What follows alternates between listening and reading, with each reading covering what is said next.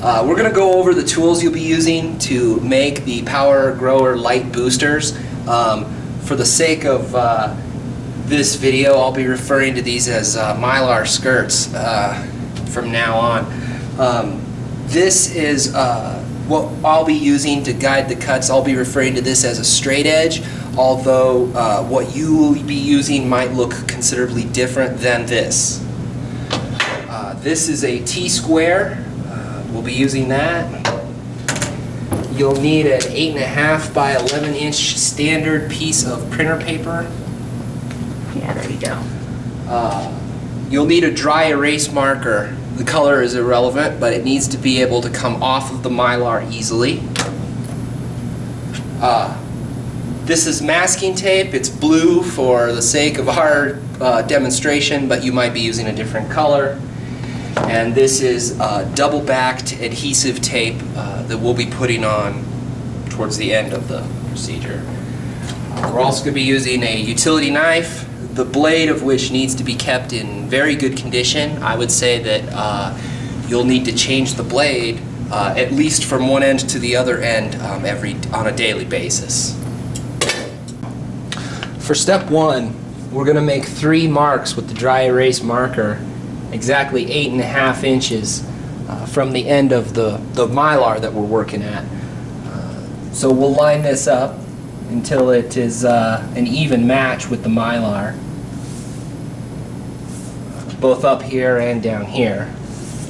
And then I'll make my dry erase mark that indicates exactly 8.5 inches from the top of the Mylar. I'm going to do that again here in the middle because my straight edge isn't long enough to reach across the entire length.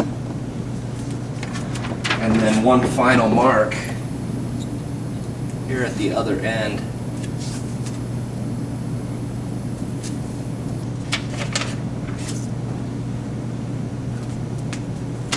When we go to use the straight edge on the Mylar, we need to be very careful about not dragging it across the Mylar, which is a very delicate surface. It scratches incredibly easily. For that matter, you don't even want to be dragging your paper template across when you move across, you want to be lifting and not dragging across the Mylar, or you will see a sandpaper-like effect that will rub the reflective coating off. So connect the first 2 marks that you made on the Mylar with the straight edge. This will be used to guide your blade. Being careful not to, if you need to make adjustments, make sure you lift up the straight edge before you place it again, so that we're not dragging across the Mylar. Once the straight edge is in place, we'll make half of what will be the eventual cut. Keep in mind when you're doing this step that your blade needs to be parallel both to the straight edge sideways this way, but also in angle this way.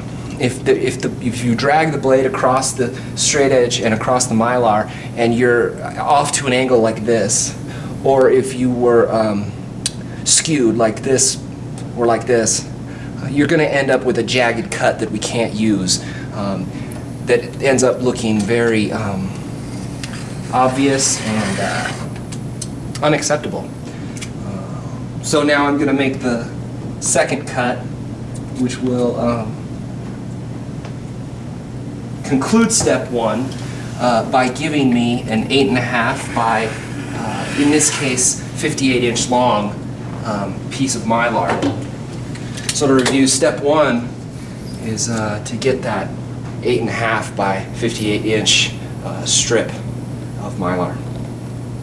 Step 2 involves merely taking the long 58-inch long by 8.5-inch tall strip of Mylar and cutting it into the sheets that we're going to use for the skirt. So we're going to be cutting them at 13 inches. Now my cutting mat has these grid marks that are at 1 inch. So it's very easy for me to count 13 of those blocks and then mark that accordingly on the cutting mat. If you'll notice that there's several, it's because once you've cut a good number of times, even though these are self-healing cutting mats, they do develop grooves. Typically, we're finding ourselves moving that hash mark every week, but that is, something to be monitored. So using the T-square to make sure that I'm perpendicular to the end of the cutting mat, I'll make this cut right here at 13 inches. I've got the end of my Mylar at my mark. Now I've got my T-square at my cut mark. It is perpendicular, so now I'll just use the knife to follow that T-square right down. And now I've made an 8.5 by 13 inch sheet of Mylar. I'll set that to the side and bring the next piece over. Being careful to make sure that it is lined up with these the grid marks on the cutting mat. If these cuts start to get out of alignment, out of square, then the subsequently cut pieces will just be more and more inaccurate. At a 58 inch roll, you should be getting 4 8.5 by 13 sheets and just a little bit of waste. So enough to make one complete Mylar skirt and have just a little bit left over.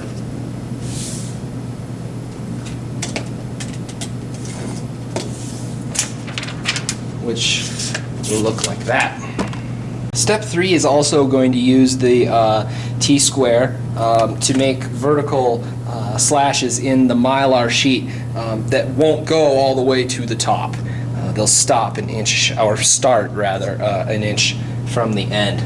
So to do step 3, we're going to place the Mylar sheet up to the masking tape guide that should be on your cutting mat, and it's going to contain 5 marks where we're going to place our cuts.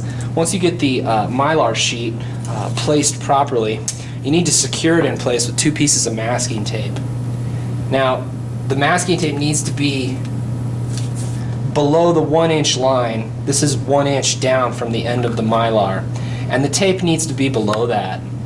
But it also needs to be to the right of the furthest right hash mark, and then respectively the other side needs to be to the left of the left side, or the leftmost hash mark would be the.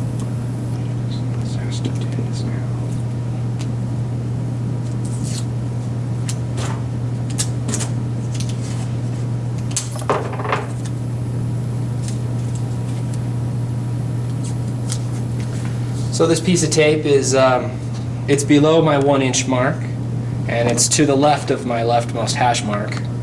So this piece of Mylar is properly secured. This is what we want it to look like when we bring the T-square over. Again, making sure it's lined up with the end of the cutting mat. We'll place it on each hash mark, and then placing the blade at that 1 inch mark. Notice I'm not up here at the end of the Mylar. That would cut this entire piece off. We want to start 1 inch from the end, which again on my cutting mat is they're marked off by inches, so it's very easy to see where that cut needs to begin. Again, keeping the blade parallel with the T-square so that we're not at an angle and we're not tipped over to one side or the other, which again will result in a jagged and unacceptable cut. Slide this down to the next hash mark. Start at 1 inch from the end. And in total, you'll be making 5 cuts into each 8.5 by 13 inch Mylar sheet.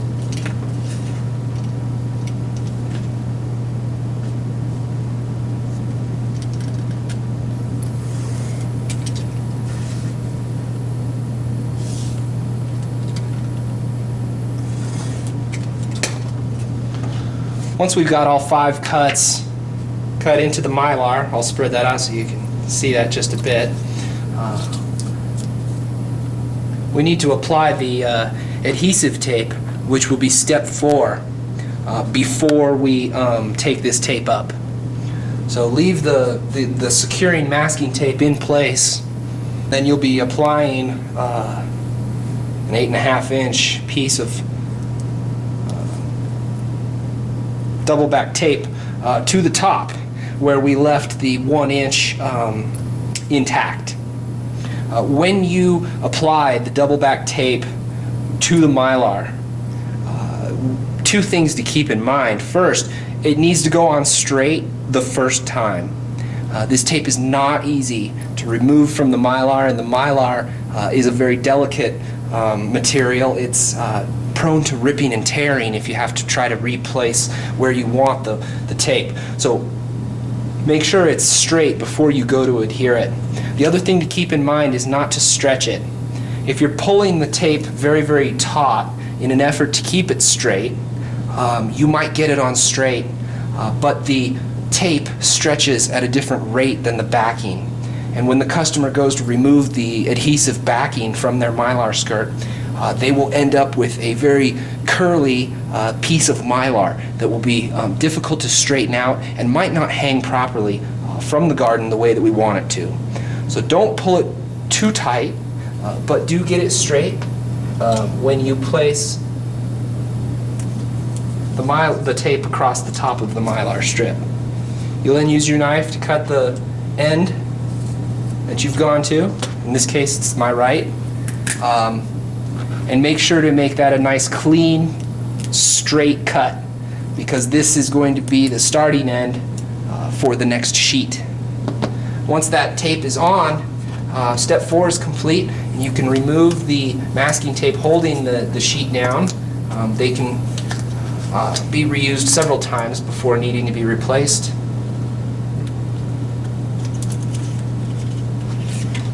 And you want to store the Mylar sheets that you've prepared, but that are not complete quite yet, on one of the pieces of cardboard that will be sandwiching the Mylar sheet inside the packaging.